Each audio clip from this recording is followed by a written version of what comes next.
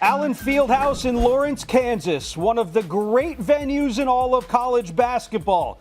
Once you go in, though, it says, "Pay heed, all who enter, beware of the fog." It's not just a slogan, it's a warning, because Kansas has won more than 94% of the games played. 877 wins, 122 losses. And this afternoon, for game number 1,000, in this historic venue, two top 15 teams, two potentially number 1 and number 2 picks in Darryn Peterson and AJ Dybantsa, as we welcome you into Countdown to Game Day, covered by State Farm. Going to be a great atmosphere there. We're going to get to Jay Williams in just a second on the ground. He's Jeff Borzello. I am Sam Ravech. We're also going to talk about a couple of memorable moments that we've seen so far from Miami of Ohio. It's been a great story there. But when you think about this game, Jeff, obviously those two players are going to be the storylines. Darryn Peterson has only played in half of his team's games. What's the latest on his availability if he's going to play today? It is all systems go for Darryn Peterson. He's not listed on the injury report for Kansas for the first time in a while. He missed most of the season with a hamstring injury, then sprained his ankle, missed last week's game. But Kansas had an entire week off before this game for him to get healthy, and not listed on the injury report makes it seem like he is good to go for today's game. We're also going to run down the list of the top 50 players, according to Jeff Borzello and our guy Myron Medcalf. That'll be coming up later on, as well as Dusty May, just coming off that big win against Michigan State. He will join the show. So a lot to get into here over the course of the next 30 minutes. But we are going to start with a couple of big things that we saw over the course of the last couple of days. We're going to steal from Scott Van Pelt here. For the one big thing, Borzello, what's one big thing that's been on your mind? In the year of the freshman, this week might have been the biggest example of it. I mean, you can look back at last Saturday, 3 40-point efforts. Keaton Wagler, 46. A.J. Dybantsa, 43. Kingston Fleming's 42. And it didn't stop there. I mean, Cameron Boozer had 30-plus. Darius Acuff went for 30-plus. Then he had 21 points, 9 assists, and the game-winning shot for Arkansas against Oklahoma earlier this week. Caleb Wilson had another 20 points. So it's just the year of the freshmen. They just continue to produce, and they're putting up some of the best individual single-game performances we've seen from anybody all season. Okay, so you went with the year of the freshman. I'm going to go to the other end of the spectrum, and we'll go to the year of the NBA player returning to college basketball. I think my takeaway was kind of the more confounding part of it. By now, we kind of all know the Charles Bediako situation at Alabama, but the adjudication of this case has been nothing short of a Friday Night Lights episode, except in this episode, the Buddy Garrity character is playing an actual judge, deciding these cases as to whether or not these players are allowed to get extra eligibility and come back and play in college.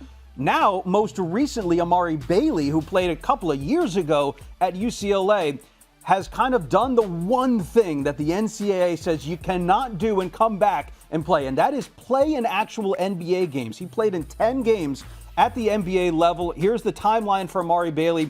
Look, Borzello, real quick, I don't blame Amari Bailey for trying to go this route because it has worked, as he's seen, for other players.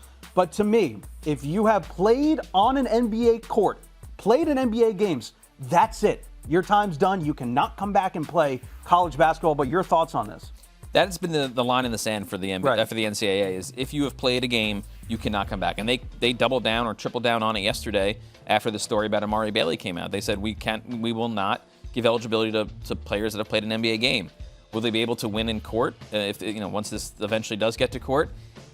If Amari Bailey is allowed to play, it threatens, I guess, the essence of college sports. So it's really, the NCAA kind of has to dig their heels in on this one and win this one in court if that's where it goes. I guess the counter argument to that is, like, hasn't the essence of college sports already been, obliterated in a lot of senses? Yep. But, like, bottom line, if sports leagues from Little League to the NFL are able to create sort of guidelines that everybody adheres to, and there are consequences if you do not abide by those guidelines, why can't it happen at the college level? Like, what needs to happen in order for college sports to galvanize behind a set of rules and standards that everybody can adhere to? Well, we see the NCAA ask for help from Congress time and time again. We've seen more in recent weeks that pretty high-profile coaches are leaning more toward the collective bargaining route, and then that might be where this needs to go. Dabo Sweeney mentioned it a couple of weeks ago.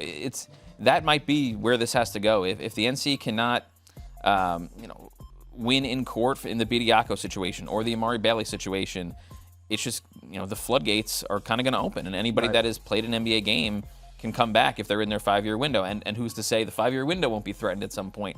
So, the NCAA's drawn their line in the sand. They've done that before, and it's been passed.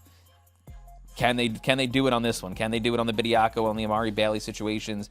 If they don't, then kind of the only way is to either get Congress to step in or collectively bargain. It is kind of like living in the Twilight Zone. Yep. Fans on social media are having a ball with all of this, and look, I don't blame them. We've got folks voting for Charles Bediako to make the G League. Now, I don't think he certainly wasn't worthy of making the G League. I think he was averaging like 5 points a game in the G League. But SEC fans want him out because, look, I also don't blame a guy like Nate Oates to bringing in a guy. Look, yeah, Giannis is going to make his way out of Milwaukee down to Nate Oates' team in Alabama. But I don't blame him. His job's to win games, right? So at the end of the day, if a guy like Bediako can help him win games, why wouldn't he bring him in? And he's been productive. I mean, Nate Oates threw him into the starting lineup game 2, played 25 minutes game 1.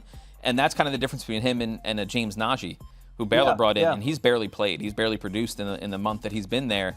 Bediako is a legitimate, SEC caliber starter and can make a difference between Alabama, winning 1 game in the tournament and winning 3 or 4. So for Nate Oates, it makes sense. And if someone takes Amari Bailey, it makes sense. But the NCAA is going to have to, at some point, win one of these court cases and say this is the eligibility, this is the line we will not cross. And while college sports continues to evolve and change, one thing remains the same. That is you, the fans out there, and it's never been more effervescent than it was at Fall Allen Fieldhouse to start this morning. This is College Game Day. The energy, the passion, it's just different here. There is nowhere better for basketball. Get them riled up. That's incredible. College Game Day, live from Allen Fieldhouse. Saturday at 11 on ESPN and streaming on the ESPN app. All right, time now to bring in our favorite Duke Blue Devil live from Larrytown. Jay Williams. Jay Will, what's the scene like there at Pay Heed? I mean, the scene is I can't even hear what the heck you're even saying. I got to tell you guys, this is really crazy. I played in a lot of college basketball venues. This might be my favorite of all time. Oh, might be my favorite of all time. Jay, we got obviously top 15 showdown there, potentially 2 NBA draft lottery picks. But let's start big picture because everybody is looking up at Arizona in this conference right now. These two teams going in a little bit of different directions. Kansas obviously has won 4 straight. BYU has dropped 2 of their last 3. How crucial of a matchup is this for both of these teams to stay within striking distance of Arizona? Well, look, I often talk about when you're in conference races, defending home court is always critical, right? And obviously for a team like Kansas with Darryn Peterson off that high ankle sprain, a matchup like this is so seen nationally that these are the type of games that can help you gain momentum. So if I'm Kansas or if I'm BYU, Arizona, that's great. I'm not focused on Arizona. I'm focused on winning this game and gaining the right momentum towards the Big 12 tournament and towards the NCAA tournament. You can only control what you can control, and that starts with tonight's game against BYU. Jay, BYU on paper, especially at the top of their roster with Dybantsa and Richie Saunders and Rob Wright, they have the talent to make a deep run in March. They haven't quite shown that in big games yet this season. What do you think kind of the ceiling for this team is once they do put it all together? Look, we often get lost in this battle. Who's the best team now? And from somebody who's played this game for a long time, the best team does not always win March Madness, right? March Madness is about getting hot at the right time. And one of the reasons we were lucky able to win it is because we had guys that can fill it up. So when you think about a team like BYU, with the way Rob Wright can play, with the way Richie Saunders can play, and having a guy like A.J. Dybantsa getting hot at the right time with the way they shoot threes, they have a legitimate shot if they catch momentum at the right time. And guys, I'll tell you another one. I mean, if you think about the way Melvin Council can play, if you think about the way Darryn Peterson can play if healthy, if you think about some of the pieces, defensively drawing a line in the sand, this team has a chance to do it too. So I know we can focus on Arizona and Michigan and talk about Michigan's win last night against Michigan State. And yeah, the probability may be higher for those teams to do it, but the best team does not always win March Madness. Know that. Jay, well, I love talking ball with you, but I even love you giving money away more. So can we start doing that? Who's gonna take a shot? Anybody can take a shot there in Fall Allen? So, yeah, let's get somebody in here. I got $100. Let's see. Let me go up in the stands. Come on with me for a second. Hey. Yeah, there you go. That's a little basketball thing we do. You don't have to pop up like that. It's okay. All right, here we go. Let's see. What do we got? You want him to do it? Come on, let's go. Yeah, let's go. Oh, I like the hair. The hair's frizzy. What kind of product do we have in there? We got good product in there. I don't have that problem. I don't use the product a lot. I just go juices and berries. All right, we're going to go from the three-point line here in the corner. Right here. Going to give you on a tee. There you go, right there for $100. What's your name? Josh. Josh what? Josh Jordan. Josh Jordan. Okay, Josh Jordan. Let's go, JJ. I'm going to give you a good pocket pass, Josh. I'll put the cash on the ground. Here we go. Melvin Council to Darryn Peterson for a three. Let's go. Oh, that's a good pocket pass. That's a good pocket pass. All right, hey, Jay Will, I'll double it. One more shot, 200. You'll double it? I'll double it. One more shot. One more for Josh? One more for JJ. He's going to double it. We're going to double the cash. Okay? All right, Josh. Hey. Just think the ball goes in. The ball is in. It's already in. It's already done. You ready? Oh, pocket pass. Oh, that's a good pass. Give me a Josh. Oh. All right, guys. Hey, we'll see. You know, sometimes these have been the sign of things to come in the game. I don't know. No pressure on Josh. But I don't know. Tough call. Tough call. Hey, tough call. Jay Will, really appreciate you as always. Best of luck on the show. It's going to be a great environment there later this afternoon. Have a great one. Thanks, guys. All right, now let's check out some Magic moments covered by State Farm. Magic might be the only way to describe the basketball season that Miami of Ohio is having right now. The Arizona Wildcats, led by two five-star freshmen, and the Red Hawks of Miami of Ohio are the only two remaining unbeatens in the sport. They had a little scare earlier in the week against Zoomass, but they were able to secure the win, move to 21-0. Jeff, how special of a run has this been? It's an incredible run. In the last 3 games, they've been playing with fire. Against Buffalo, they needed a late shot to force overtime. Against Kent State, they needed a late shot to force overtime and win. And then against UMass, they had to come back from down double digits. So that's 3 games where you say, okay, the unbeaten run might end for them, and they found a way to pull it out. And you know, the argument is, oh, they haven't really beaten anybody of, you know, a quad 1 win high. They've won conference road games every week. Right. That's tough to do. We've seen that, you know, highly ranked teams are losing, you know, against inferior teams on the road. Miami, Ohio continues to win. This is a team that was not picked to win their league in the preseason. They've already beat the preseason favorite Akron. And, you know, they might have their toughest week of the season coming up. After today, they have 2 tough road games. But, you know, I'm not going to count them out. I'm not going to count Travis Steele and the Red Hawks out from going unbeaten. Do that at your own peril. By the way, you mentioned those last 3 wins by a combined 11 points. Now, they are 16.5-point favorites against Northern Illinois at home today. But it has been amazing to watch because the crowds there are tremendous. Their last home game, they had their 10th largest home crowd ever.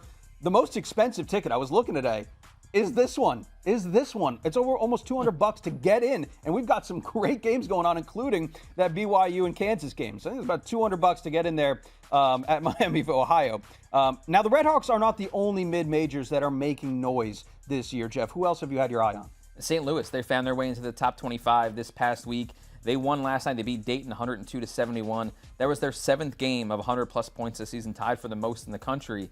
And the fascinating thing is, according to the metrics, according to analytics and efficiency numbers, their defense is better than their offense. So this is a team that I think we're going to hear from come March. And you remember Josh Schertz, he was one of the hottest coaches in the country a couple of years ago to Indiana State. He might be the hottest name on the carousel 6 weeks from now. And then there are 2 huge games. You know, Gonzaga has graduated from mid-major status, but West Coast Conference still a mid-major league. They have their annual, you know, twice a season, usually 3 times a season with the conference tournament. They have their game against St. Mary's tonight. And then a battle for first place in the Mountain West. Oh, huge. Utah State and San Diego State. San Diego State got off to a bit of a rocky start, but they seem poised. They're atop the league right now. They seem poised to go back to the tournament for, I believe it's a 6th straight season. So those 2 games battle for first places in both the Mountain West and West Coast Conference tonight. Different San Diego State team, too, this year. They are averaging like 90 points per game. I think they're 2nd in the country in bench points as well. So that's going to be a really fun matchup to watch out west. Those are your Magic moments covered by State Farm. But the 39th annual Royal Rumble is set for Saturday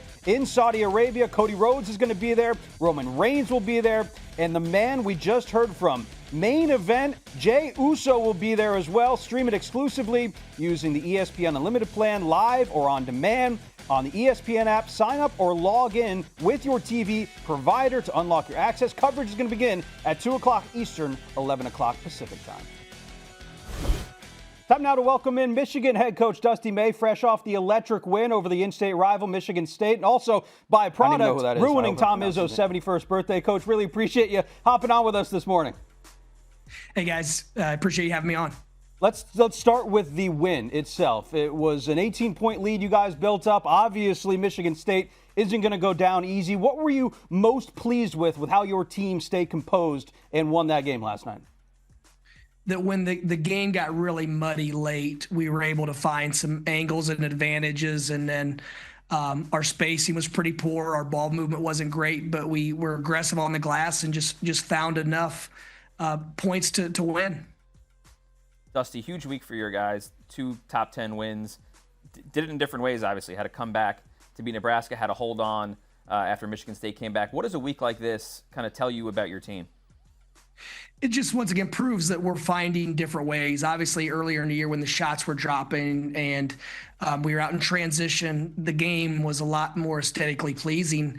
Lately, we haven't been shooting as well, and fortunately, our guys have stepped up and made a lot of free throws. We've been able to get to the line just enough, but finding ways to win ugly. And as we know in NCAA tournament, there might be a night when the shots just don't drop, and you've got to manufacture enough points any way, shape, or form. And I think we're learning how to do that now. And we're also figuring some things out about our team and what we need to focus on the next couple weeks as we have a little bit of practice time. It was a pretty cool picture that we just showed, by the way, of you sitting in front of the Michigan State fans. That was pretty epic. What was the inspiration for this? Were you just kind of chilling there, and then they were all just right behind you? Did you go and instigate? No, actually, I always just stick my head out on the court. I usually like to, when I get there, to see which guys from the other team are out there early shooting. It's just kind of a social experiment where the good shooters are usually there shooting early and shooting often.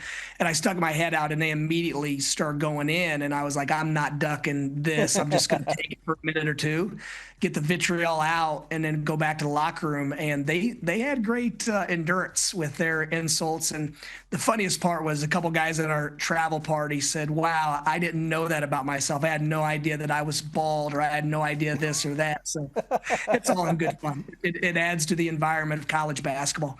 Just hopefully those people can, after the game's over, can leave it there. No doubt. You can certainly it's not an easy place to play at Breslin Center. And obviously, having struggled with Michigan State last year, you guys are such a balanced team, whether it be your scoring or defense, but sometimes in games like this, you need your stars to step up. And Yaxel really did that, whether it be the burst out of the second half where he slams down the dunk and then kind of stares down Jeremy Fears Jr. He brings a little bit of that oomph to your team. Talk about what he has meant to you guys throughout the course of this season, but really since you guys got into Big Ten play. He's such an unselfish superstar. And for a guy to get 26 and 12, I think we may have ran 2 plays for him. Now he's in some ball screen actions, but I think we ran 2 plays for him the entire game. But it just seemed like every time we needed a big basket, he was able to get us a tip in or generate something that extra outside of the teams of what we were trying to do.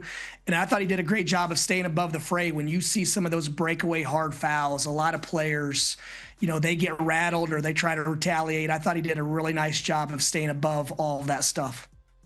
Elliot Cadeau, during his 2 years at Carolina, he was, inconsistent, maybe maligned by the fans there. He's been tremendous for you. He was great last night. He's clearly made strides, especially in his shooting, especially in his defense. What have you seen from him over the course of the season where he's become such an important player for you? Once he came back into the game last night, that's when your kind of game-closing run really started. What have you seen from him over the course of the season? Well, it begins with him being such a good player who's also an elite competitor. That's one thing you never really know in this era of speed dating. And we got good information on Elliot from his prep coaches and the guys at Carolina. But his shot-making ability, you saw the step back late that put us up 6. He's put in a lot of time. We've tried to make sure that he knows we want him to be a threat on offense, but also to keep everyone involved. And he's an unbelievable quarterback.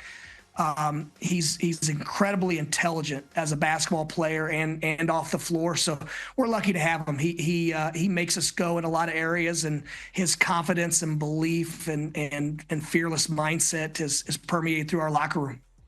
The freshmen have stolen the show in college basketball this season, but a guy that has not gotten enough credit is Trey McKinney for what he has been doing over the last several weeks for you guys. Last night included. I mean, he had, 8 points in the first half, dropped a couple of huge threes for you guys.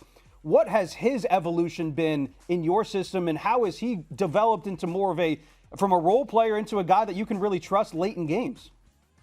Well, he's always been able to do more than what he's done on our team just because of our depth and our experience and our balance and depth. But he's such a mature player. And typically the defensive side of the ball is what keeps freshmen from being in or playing major minutes.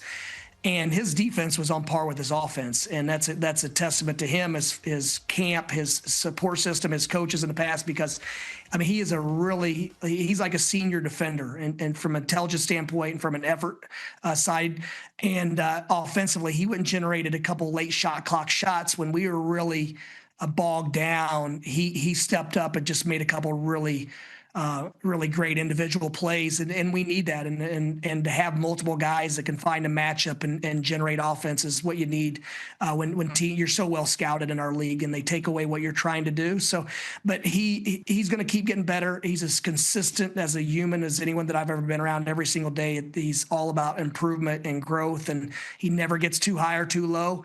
And you said it, it's tough because the last 3 or 4 years, freshmen haven't had much of an impact in college basketball because of the COVID seniors. There was just a glut of older players. We see a few now with the circumstances, but there aren't the sheer numbers like there were. And this is the first year where there's just been an onslaught of freshman producers, and his role has just been different. And I think if he was on a bad team, he would be scoring a lot of points and putting up numbers, but he's sacrificing for the team like everyone on our roster. Dusty May and the Michigan Wolverines now sole possession of first place in the Big Ten. Coach, you guys got your work done early yesterday. What's the day look like today? You going to take in some of the games? Absolutely, yeah. I'm getting some work done this morning. I'm circling a couple games, and I'll make sure I get a workout in watching the games. And yeah, it's an addiction watching hoops. You know, I know other people watch golf or football, and I give our managers and GAs a hard time. They'll have tennis on in the film room or whatever the case. And yeah, I love days like today. That's the best part of those Friday night games, is we can actually enjoy some of the Saturday games with guys we're friends with or teams that we can learn from. Coach, well, enjoy it. Kick back, relax, enjoy some of the games. Best of luck the rest of the way. Definitely. Thanks, guys. Appreciate it.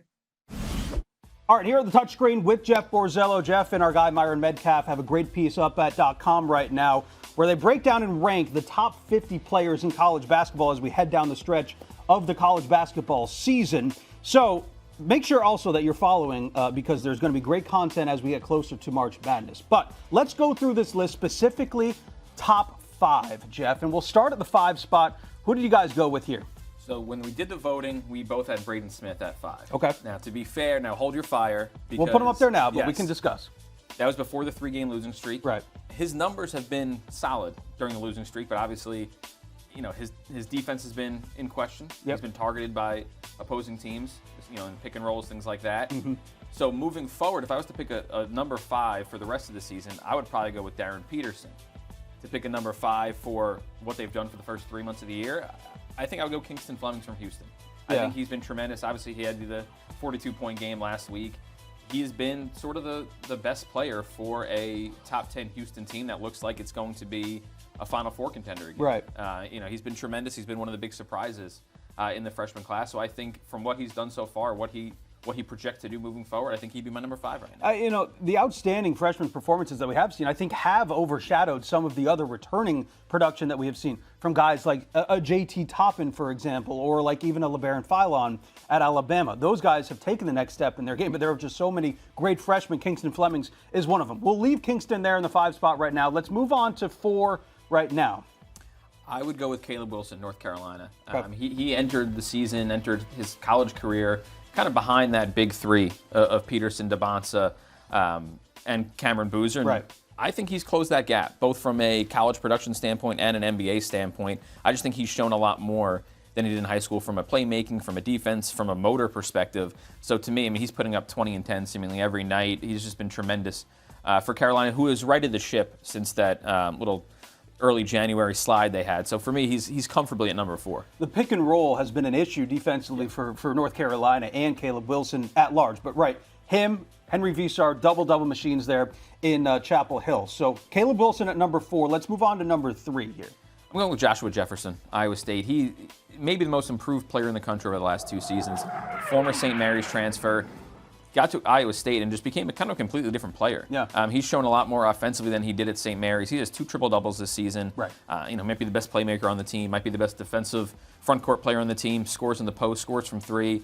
And he's sort of the linchpin at both ends of the floor for an Iowa State team that, once again, is in the top 10 and is poised for a deep run in March. We all know who's going to go at number 2 and number 1. Were it not for those 2 players who we're going to put up there, he's in the National Player of the Year conversation, 100%, right? yes. I mean, I think that just from a numbers perspective, from a team impact perspective, I think he belongs in that conversation for Player of the Year. I do think the guy we have at number 1 has a comfortable head start right now, but I do think Jefferson, he's been the best returning in college basketball for sure. Okay, you went with A.J. Dybantsa at number 2, Cam Boozer at 1. Tell me why the difference between those 2 and where they were slotted. I just think Boozer's been more consistent from day one. I mean, even his off nights, it's 19 and 12 and 19 and 10. He's just so consistent for a Duke team that has 1 loss all season by 1 point at Madison Square Garden. Dybantsa, he's put up numbers, and he had a tremendous game last weekend, 43 points. He did have 24, 25 against Arizona. It was not efficient. He had some struggles, especially in the second half. And so he can kind of go through those lulls where, he's forcing shots or he's not getting his shots consistently. I mean, his December was incredible, one of the best months we've ever seen from college player, let alone a college freshman. But he just has had more, down moments than Boozer has. To me, Boozer is just, from day one, has just been so consistent. I mean, we talked about the freshman performances last week. Yeah. Boozer doesn't really get mentioned. He had 30-plus points back-to-back games, and it just seems like kind of another day at the office for him.